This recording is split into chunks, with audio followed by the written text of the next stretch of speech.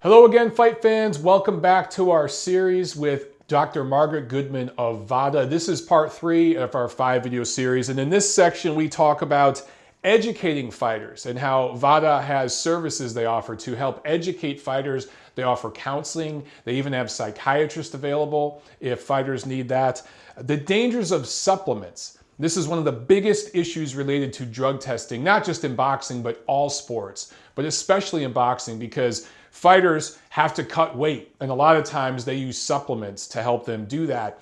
And there are a lot of supplements out there that have ingredients, and it says right there on the supplement, the ingredients that are on the banned substances list that WADA sets out for all the testing groups to follow. Fighters really have the power, and me and Margaret talk about that, and getting the message out to fighters and to fans that VADA is not the drug testing police. They're not out to try to ruin careers. They're more in this to educate fighters and to ensure that we have a clean sport. And ultimately, that is to help the health of the fighter in the long run. So part 3 of our 5-video series. Hope you guys like it. I like the way you put it before when you said that it's more about educating the fighters, and it's something that a lot of fans don't know about VADA either. You guys offer counseling to the athletes, education. Could you talk about some of that? Because I think that's another element that separates you from some of these other testing groups. Well, I think that these other testing groups have that a part of it, but as I said, our perspective is to promote clean sport and educate the athlete, and not so much catch cheaters, obviously. So we look at it in a different way. And one of the very first things we offer fighters that I hope that they take advantage of is we have a contractual relationship with an organization called Drug Free Sport, and they do a lot of testing of the athletes as well in the country. A lot of, I think they work with a lot of the NBA and minor league baseball and some other organizations. And so when an athlete comes to us, immediately we send them information on their organization called Axis. And what Axis does, and we've had this more and more, it's great, I see more and more of our fighters taking advantage of this, they can contact them at any time, send them pictures of their supplements, names of their supplements. They can ask, can I take this drug? Is this going to be on the prohibited list? And no organization, not VADA, not USADA, not anyone will approve supplements, mainly because of the reasons you talk about earlier as far as can those supplements have prohibited substances that aren't on the label, can they be contaminated, etc. So we work with them, and we've had that recently.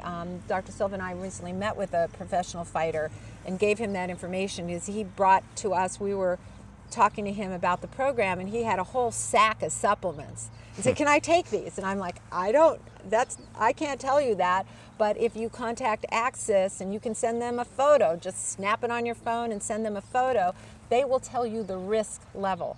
There's sub-supplements and supplement companies that have been caught with prohibited substances, so they can tell you what your level of risk is, but they also cannot tell you anything is okay. They can tell you if something is a prohibited substance, but as far as supplements, it's a whole other bag of worms. It's a scary, yeah. Very scary. I've taken some supplements and worked out and felt nauseous. Some of the, yeah, it's scary. There actually is a few companies in the world. One of them is in Los Angeles that was actually started by Dr. Catlin's son, Oliver, called Banned Substance Control Group. And I've recommended this to athletes too. There's some fighters out there that want their supplements tested and certified. So what Banned Substance Control Group will do is you can send them your supply of supplements. They can run tests on them. Then they'll close them up and seal them, and will stand behind them as not containing any prohibited substances. So if an athlete wanted to go that route, they're able to do that. I think there's one in London. I think there's one in Middle America somewhere. So there's that kind of option available. We also have counseling. We have a psychologist, psychiatrist available to the fighters if they need counseling. Sometimes it's hard to get off prohibited substances, not just amphetamines or narcotics.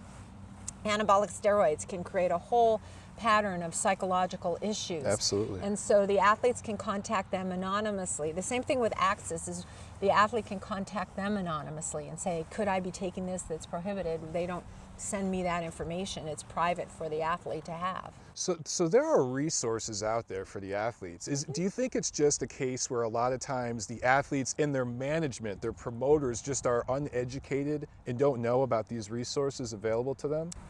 I think so, but then again, is it their responsibility? You know, if anything, I think that's important. You know, years and years ago, Dr. Homansky, when we were on the commission, and Dr. Homansky is my significant other, by the way. We've been together for probably almost 20 years.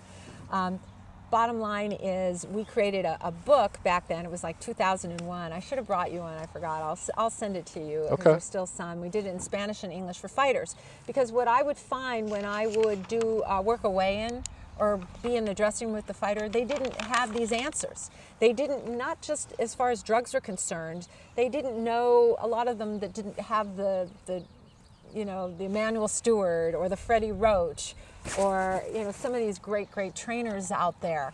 They didn't have access to that, especially as they were coming up from the ranks.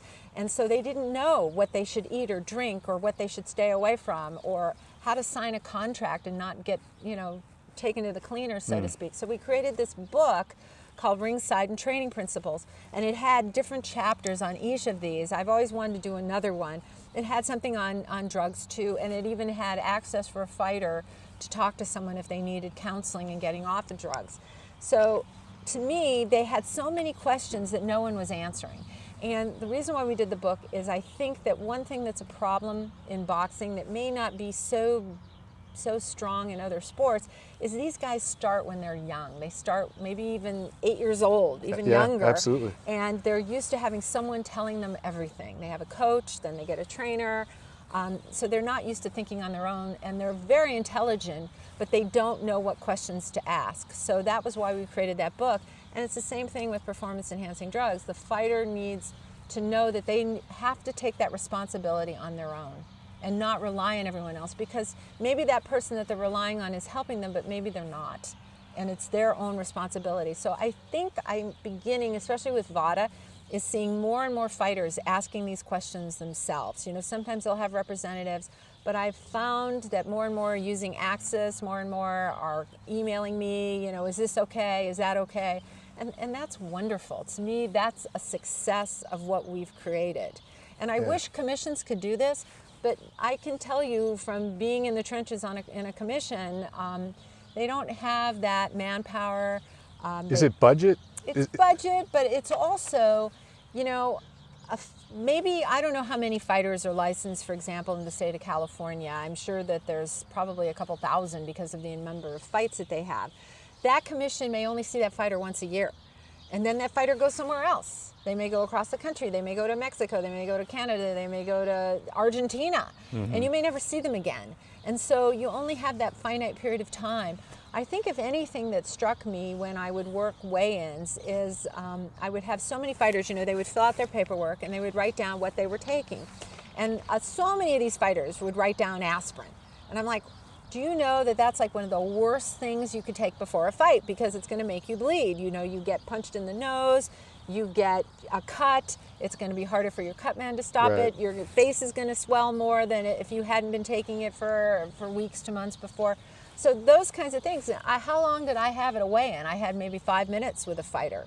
You know, not only to assess them from their cognitive perspective, but also to see how they walked and talked and balanced themselves for a second or two.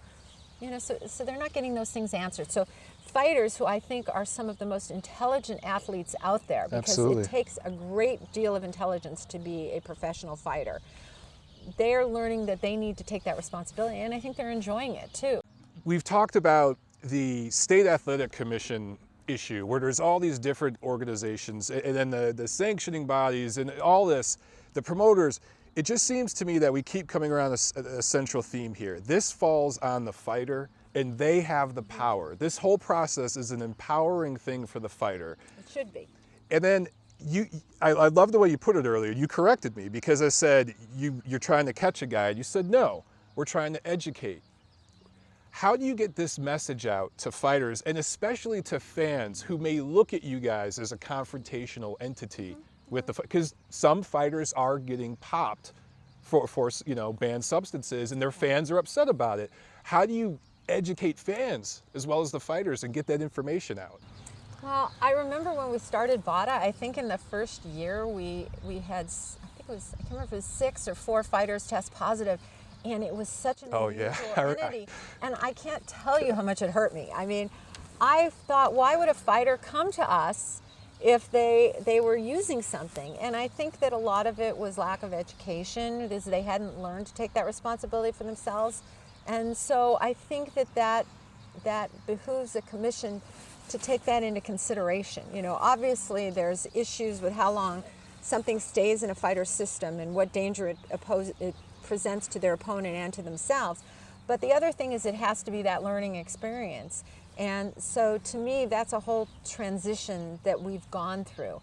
And I can tell you that every time, even now, if we have a fighter that tests positive, I can't tell you how upset I get. And it's not obviously me, you know, it's not my life, but I take it personally because I feel bad, because I know that these fighters wouldn't do this if they, number one, thought they were going to get tested positive for something, or it happened by accident because they took a supplement. And so I think that's one of the hardest things for me. The thing that I hate the most is when we have to notify the fighter, and I feel their pain. I really do. And I hate to call a promoter or a sanctioning body or a commission. It kills me. I mean, it really does, because I don't want that to happen. As much as I don't want to see a fighter get hurt in a fight, this also is really hurtful to me. So I hope that as the program goes on, more and more fighters will answer those questions for themselves, and it won't happen so much. I'm hoping. I keep my fingers crossed for that.